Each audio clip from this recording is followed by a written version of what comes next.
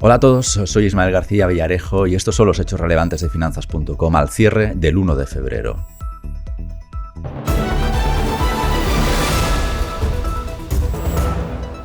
Inversores, muy bienvenidos. Fernando y yo os estábamos esperando. Fernando, bienvenido al centro de noticias de Finanzas.com.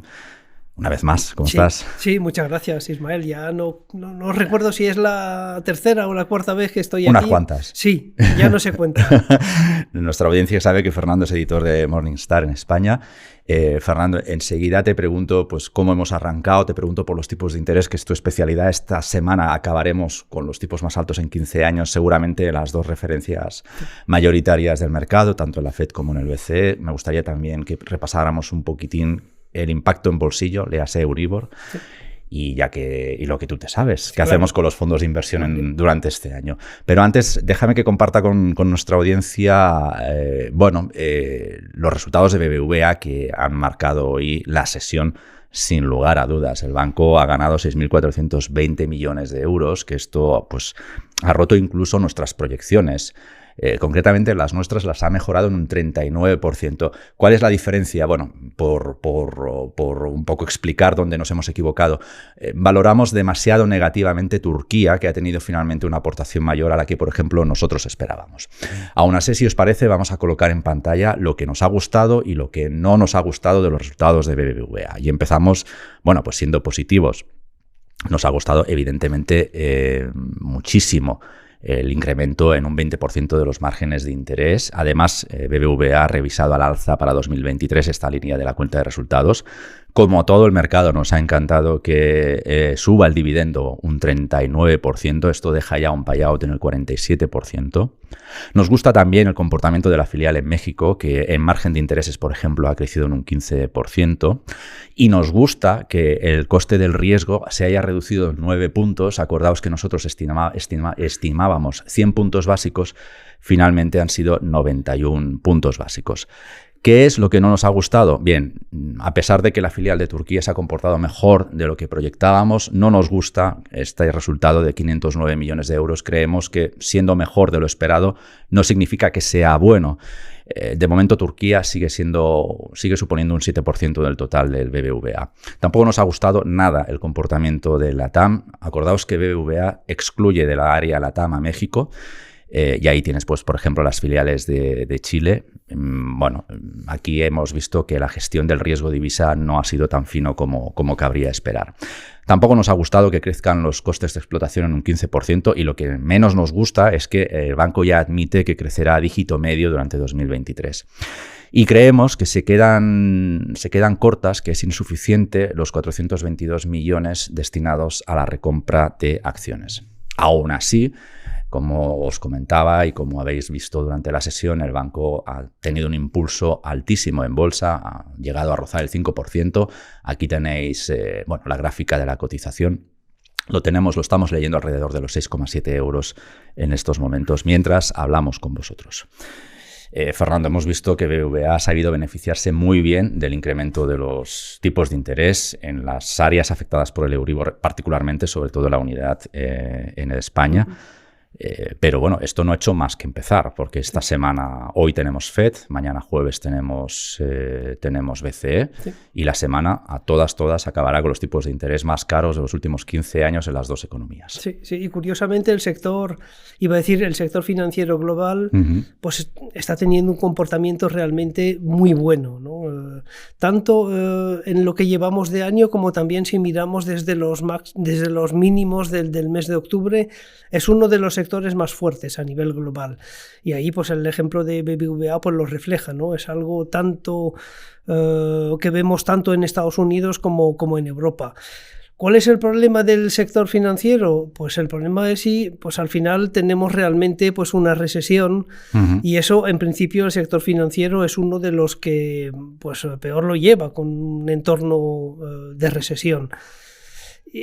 Y ahí pues el mercado, tanto en Estados Unidos como en Europa, pues ahí está dudando de si vamos a tener pues esa recesión o no. Se apuesta mucho por lo que es el aterrizaje suave. Yo soy un poquito más pesimista en ese sentido. Yo creo que pues al final sí que vamos a tener una recesión, a lo mejor no tan fuerte como se preveía hace algunos meses, pero sí vamos a tener recesión.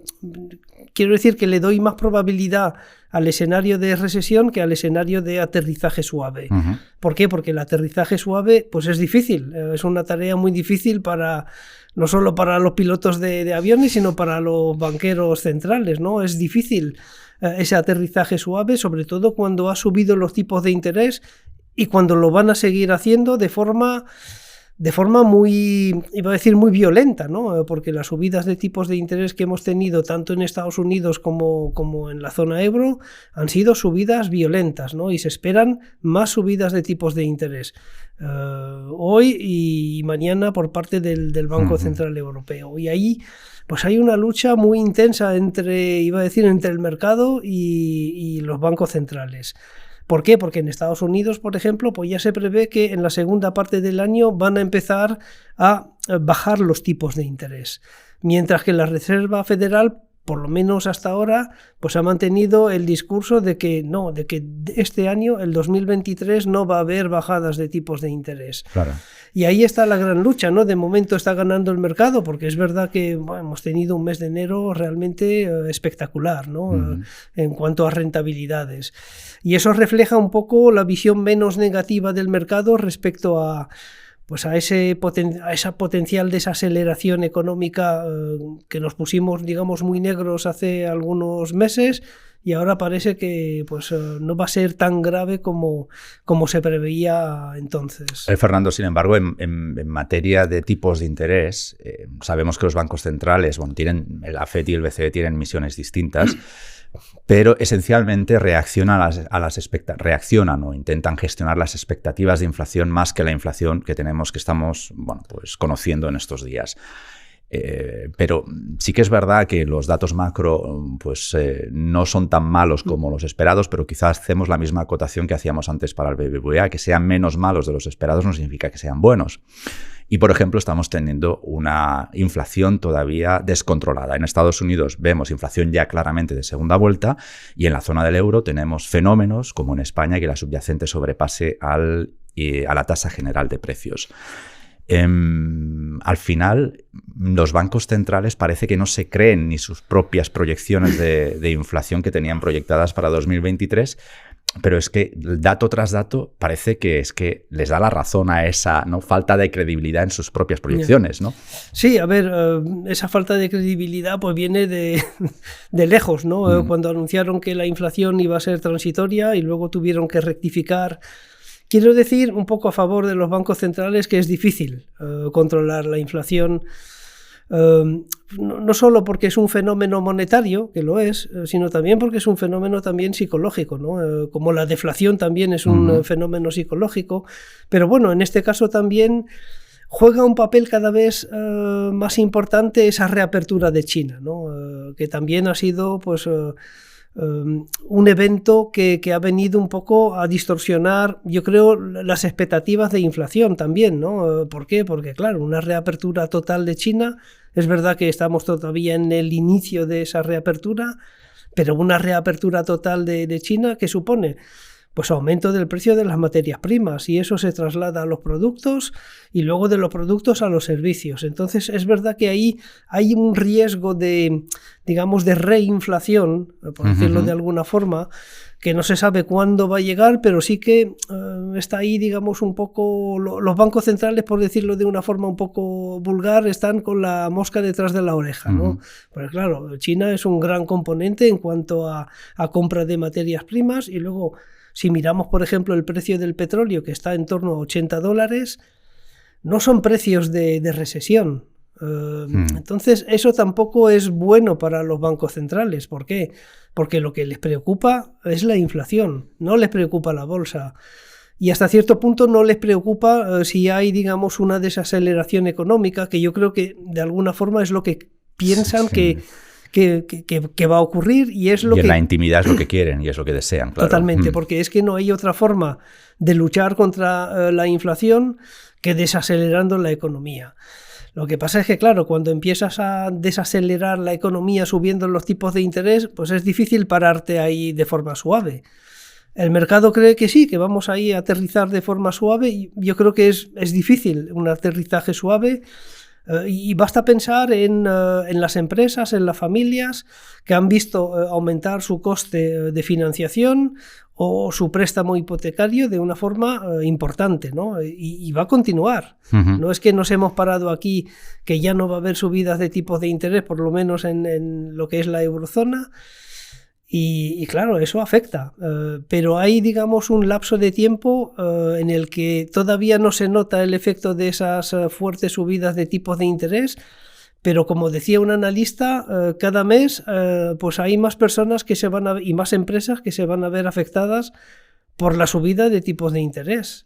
Es algo que afecta al bolsillo y es algo que afecta, por lo tanto, al consumo. De hecho, estamos esperando para finales de semana que simplemente nos confirmen que nos vamos a ir a los tipos de interés de referencia más altos de los 15 años, pero lo que sí ya podemos suscribir es que enero nos dejó el Euribor más alto de los últimos 15 años. Claro. No sé si en Morningstar, por ejemplo, le veis techo a esto. Yo creo que es difícil ver techo, porque además de ver el techo, lo que hay que ver también es lo que llaman los americanos la pausa. Es decir, es evidente que en algún momento la Reserva Federal y el Banco Central Europeo van a parar de subir tipos de interés, porque claro, tampoco se pueden permitir subir los tipos de interés demasiado alto, ¿no? ¿Por qué? Porque los gobiernos, tanto por parte americana como por parte de la zona euro, están muy endeudados. Y claro, eso de alguna forma pone un freno al potencial de subidas de tipos de interés, pero luego una cosa es subirlos y luego mantenerlos. Y la gran incógnita, tanto en Estados Unidos como en Europa, es durante cuánto tiempo los bancos centrales van a mantener esos tipos altos. Y ahí la famosa teoría de que van a mantener los tipos más altos durante más tiempo del que el mercado está previendo ahora mismo, y eso en principio no es bueno para los mercados, no es bueno para la bolsa. Luego los tipos de interés a corto es verdad que van a subir y se van a mantener ahí, y luego los tipos a largo, pues habrá que ver el impacto sobre la actividad económica, porque claro, podríamos tener la situación de que los tipos a corto se mantienen altos y los tipos a largo empiezan a bajar anticipando pues ese riesgo de recesión, invirtiendo aún más la curva de tipos, ¿no? Que es verdad que pues se dice que la inversión de la curva de tipos es el dato que ya... Es el preámbulo último, efectivamente, ¿no? Sí, que nunca falla, pero bueno, vamos a ver si esta vez falla o no falla. Esta semana, Fernando, sé que lo haces siempre, pero esta semana te recomiendo, y a nuestra audiencia también, que os leáis la revista Inversión, porque destapamos un gran secreto de Alan Greenspan, el antiguo presidente de la Fed, ¿no? Él, para predecir las recesiones, también tenía un barómetro muy especial, que es la evolución de la venta de ropa interior masculina. Entonces, cuando caes a ese nivel de ventas, recesión, pero fija, o sea, asegurada. Y está empezando a flojear. Que, por cierto, Greenspan fue uno de los pocos que consiguió ese aterrizaje suave, ¿no? En los años 90 sí que lo consiguió, pero yo lo veo difícil porque, claro, es que han sido subidas muy bruscas, ¿no? Sí. Que afectan pues a todo el mundo. Y claro, afecta mucho al consumo, ¿no? Entonces es verdad que de momento el mercado laboral en Estados Unidos pues parece que está aguantando bastante bien. Pero también, por ejemplo, pues leía el otro día que está aguantando mucho, por ejemplo, en el sector de la construcción, ¿no? Que es un sector que es muy sensible a la actividad económica. Entonces la gente se pregunta, bueno, ¿cómo va a haber recesión si el empleo en la construcción se está manteniendo bastante bien? Y luego hay argumentos que dicen, sí, se está manteniendo porque los constructores de alguna forma temen echar a la calle a personal con la idea de que va a ser difícil recontratarlos al mismo precio. Claro, sí, porque tienen un problema allí salarial en Estados Unidos de descontrol prácticamente. O sea, ya no quiero ver las últimas cifras de evolución porque era mareante. No sé si iban por incrementos del 12 anual, o sea, pero del palo del 2 y el 3 al mes. O sea, que acabas en 15 largos, muy esto. Pero bien. Aquí de momento tenemos las negociaciones por el salario mínimo, que veremos cómo acaban. Claro, porque los salarios, y especialmente en Europa más que en Estados Unidos, han perdido poder adquisitivo. Porque claro, recuperar, digamos, esas inflaciones muy altas que hemos tenido estos últimos meses, porque hay que recordar que aunque digamos, la inflación interanual se modere, eso no significa que los precios no estén altos. No, siguen ahí. Siguen ahí. Y, claro, me temo que se van a quedar. Yo no veo deflación, no sé vosotros. Claro, no. Y luego estoy viendo, pues en materias primas, hablaba del petróleo, pero si coges, por ejemplo, el cobre, pues el cobre está también pues, en niveles muy altos. Veía ayer, por ejemplo, el precio de la madera, que ha subido un 40% desde enero. En enero ha subido un 40%. Es verdad que cayó mucho durante el 2022, ¿no? Pero bueno, ya hay señales ahí de que a lo mejor China sí que pues está presionando al alza esas materias primas y eso no es bueno ni para Europa ni para Estados Unidos. Leí el otro día en The Economist, por citar a la fuente, que España es el país en el que más ha subido el azúcar en el último mes.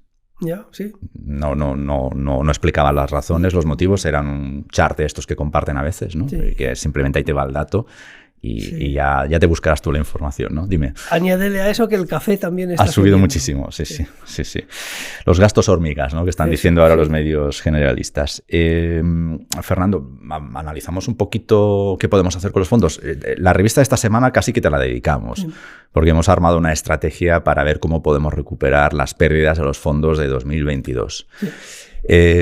La eclosión de los depósitos por los tipos de interés está haciendo, hemos empezado a detectar aquí en la redacción, que nos lo comentan nuestras fuentes, un movimiento que a nuestro juicio parece erróneo, ¿no? Que es liquidar fondos para llevarlos a depósitos.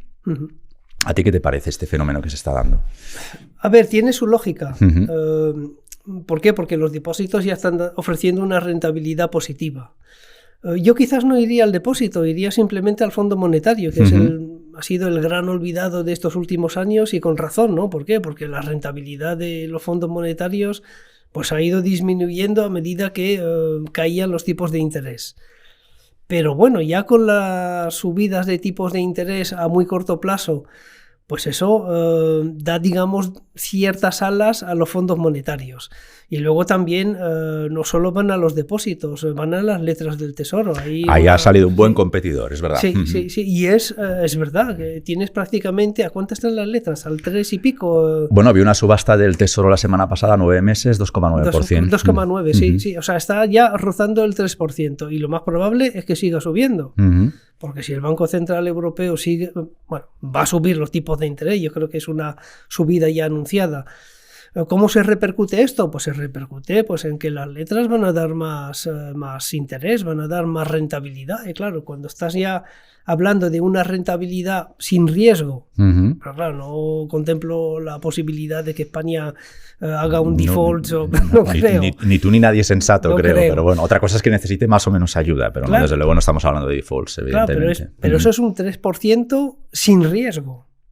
Claro, un poco lo que el análisis que hacemos, si quizá liquidar un fondo y pasar a un depósito, pues no es la mejor manera de recuperar, por ejemplo, un 18% de pérdidas, que es por lo que nosotros creemos que esa maniobra no es más acertada, es decir, un fondo que te haya liquidado el 18% de la suscripción durante el año pasado, difícilmente vas a recuperar ese 18% en depósitos, al menos, si le echas años. Claro. Pero bueno, tampoco está garantizado que los depósitos vayan a ir girando, reembolsando tipos de interés como los que estamos viendo este año, ¿no? Supongamos que los tipos de interés empezarán a bajar, al menos a partir de 2024. Bien. Lo que está claro es que si uno quiere rentabilidad o más rentabilidad que una letra del Tesoro, tiene que asumir riesgo. Claro, pero mucha gente, ahí voy, ¿no? Mucha gente después del estrés, perdonad que hable de mucha gente en un podcast que es informativo, pero por compartir y hablar sinceramente, ¿no? El año pasado ha generado estrés informativo en varios inversores que pues hablan con nosotros, que nos mandan comentarios. Nuestros suscriptores sabéis que tenemos líneas abiertas con ellos. Y estamos viendo que, oye, mira, de verdad, sé que no voy a ganar esto, renuncio a unos puntos de beneficio, pero me quedo tranquilo. Me voy a una letra y no estoy pendiente de si BBVA sube o baja, por tanto me arrastra el fondo o no me lo arrastra, si tenemos un problema geopolítico donde sea, si Taiwán o no Taiwán, si Ucrania o no Ucrania, y todas estas cosas que ya se está empezando a mezclar la psicología, ¿no? O sea, oye, quiero desconectar además, quiero hacer un vacío informativo y que mi dinero rinda sin estar agobiado por lo que pasa cada día, ¿no? Sin embargo, si miran los flujos de ETFs en Estados Unidos, porque Estados Unidos prácticamente, pues mira, Europa está prácticamente en máximos históricos, por lo menos si coges el Eurostoxx, pero el S&P 500 sigue ahí manteniendo pues una cierta distancia con los máximos históricos, pero bien, en Estados Unidos, si miran los flujos de ETFs, no ha habido capitulación. Es decir, de los 12 meses del 2022, 10 han sido de suscripciones netas en ETFs de renta variable americana. Ha habido 2 meses donde sí ha habido reembolsos. ¿Qué significa? Que todavía no hay capitulación. ¿Va a haber capitulación? No lo sé. Habrá capitulación si tenemos un mercado bajista severo, provocado probablemente por los bancos centrales o por algún evento externo. Pero imagínate que no tenemos esa capitulación. Lo más probable es que tengamos un mercado lateral, que para el inversor es, iba a decir, lo peor. ¿Por qué? Porque en un mercado bajista, pues más o menos sabes cómo manejarlo, de alguna forma. Ves caer las cotizaciones y dices, vale, pues voy a esperar. Y llega un momento en que, evidentemente, puedes ver una capitulación, que ya sería una señal de, bueno, pues esto es un buen momento para ir, pues para cargar el camión y partir, digamos, hacia un nuevo mercado alcista. Y las cotizaciones pueden bajar hasta un determinado nivel donde dices, vale, pues aquí las valoraciones ya son muy baratas, porque hoy en día las valoraciones no son baratas. Entonces, si no tenemos esa capitulación, si no tenemos esa prolongación del mercado bajista, lo más probable es que tengamos un mercado lateral, porque veo difícil. Por decirlo de alguna forma, no creo que los mínimos de octubre para mí sea el inicio de un nuevo mercado de la recuperación. Claro. Sí. O sea, tú estás en la tesis de que el mercado bajista todavía está por llegar. O sea, el suelo del bajista está todavía por llegar. Podría llegar. O sea, le doy casi la misma probabilidad ahora al mercado lateral que al mercado bajista. Pero claro, de los dos, yo sé que es un poco bruto decirlo, pero prefiero el mercado bajista. ¿Por qué? Porque el mercado lateral es muy difícil de gestionar, porque coge a los inversores a contrapié cada 2 por 3, mientras que en un mercado bajista llega un momento en que, como decía, las cotizaciones llegan a unos niveles de valoraciones realmente muy atractivos, donde dice, vale, pues aquí voy a fondo con fondos de renta variable, 100%, asumo mucho riesgo. Aunque evidentemente la bolsa pues tendrá sus subidas y bajadas, pues son buenos momentos para invertir, ¿no? Cuando hay esa capitulación. Pero te digo, si no hay capitulación, yo creo que lo más probable es ver un mercado lateral complicado, porque claro, también hay que darse cuenta de que los últimos 10 años que hemos vivido en los mercados, yo creo que no se van a repetir, porque si coge la rentabilidad del S&P 500 en los últimos 10 años, a pesar de la caída del año pasado, pues tendrá una rentabilidad superior al 10%. Eso es por encima de la media histórica. Entonces, claro, suponer que vamos a volver, digamos, a ese mercado alcista que te da la oportunidad de entrar en las bajadas, el buy the dip, como dicen los americanos, yo no me lo creo. No me lo creo porque también ha habido cambios fundamentales. Tenemos ya tipos de interés mucho más altos y subiendo. Tenemos una inflación que no hemos conseguido de momento controlar. Es verdad que en Estados Unidos por lo menos, y yo creo que en Europa también, va a tender a la baja, pero aquí lo que no sabemos es hasta dónde van a bajar, ¿no? Y dónde se van a mantener.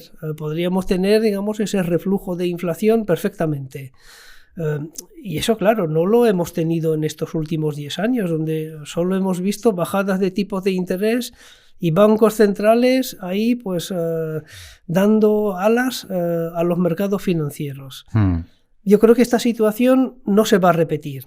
No se va a repetir por la inflación, que es un elemento que claramente distingue lo que hemos vivido y lo que vamos a vivir. Y luego también hay ya señales de, no voy a decir de desglobalización, porque no existe la desglobalización, vivimos en un mundo globalizado, pero donde la pandemia sí que ha jugado un papel ahí fundamental para que las empresas se den cuenta de que pues el riesgo de suministro es grande. Cuando dependes de China para piezas para fabricar tus motores, dice, no quiero volver a asumir ese riesgo. Entonces esa, digamos, desglobalización pues implica un coste. implica un coste para las compañías y eso se ve también... Acabará trasladándose a precios, claro, indudablemente. Los márgenes no están como para... No, recomponer, yo me gusta más la recomposición del asunto, ¿no? Sí. Los márgenes, yo creo que solo Apple sería capaz de absorber en márgenes la recomposición, ¿no? Importar su producción directamente fuera de China o deslocalizarla fuera de China o, por ejemplo, llevársela a Estados Unidos.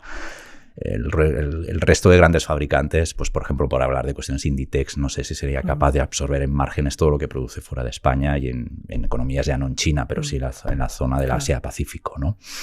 Por tanto, sí que es cierto que China acabará... Bueno, habrá que ver, tienes razón ahí, habrá que estar atentos a cómo impacta China, ¿no?, en este año y cómo se comporta también la zona de Asia-Pacífico, precisamente por lo que estás señalando, ¿eh? Claro, dos otros puntos a este, digamos, escenario. China ya no es el productor de bienes baratos. No, es tecnología pura ya, claro. Claro, los salarios en China también están subiendo, con lo cual ahí lo que hemos vivido también de que China pues fabricaba productos muy baratos que pues exportaba al resto del mundo, va a seguir siendo así, pero ya no tan barato. Matizado, sí. Claro. Y luego otro punto importante es el tema energético, ¿no? Donde... Bueno, es verdad que cogía el caso del precio del petróleo, que bueno, ha caído de 120 a 80, pero yo creo que en el futuro el precio de la energía como tal no va a ser tan barata como en estos últimos 10 años, ¿no? Porque no solo por la guerra de Ucrania, ¿no?, sino porque todos estamos compitiendo por pues esa misma energía, ¿no? Entonces, ¿cuál es la consecuencia de que contar con energía barata y salarios baratos va a ser cada vez más difícil? Más complicado, claro. Fernando, ha sido un placer y además me ha encantado que seas el primer invitado a la nueva etapa de los podcasts de Finanzas.com. Yo también. Que como bueno, nuestros espectadores están viendo, pues hoy lucimos, ¿no?, nuevo packaging, que le dicen a esto, casi como lo de las etiquetas de los supermercados, sí. Que espero que de verdad que sea útil y ayude a entender un poquito mejor o a que nosotros expresemos un poquito mejor la información financiera, que a veces, admitamos, no es materia sencilla con la que tratar. Fernando, cuando quieras, esta es tu casa y muchísimas gracias por hacer podcasting con nosotros. Muchas gracias, Ismael. Inversores, este ha sido un podcast de Finanzas.com producido por José Jiménez y realizado por Covadonga Cruz Camplor. El próximo episodio a cargo de Alejandro Ramírez, mañana a las 7 de la mañana. Gracias, como siempre, por el privilegio de vuestro tiempo. Hasta la próxima.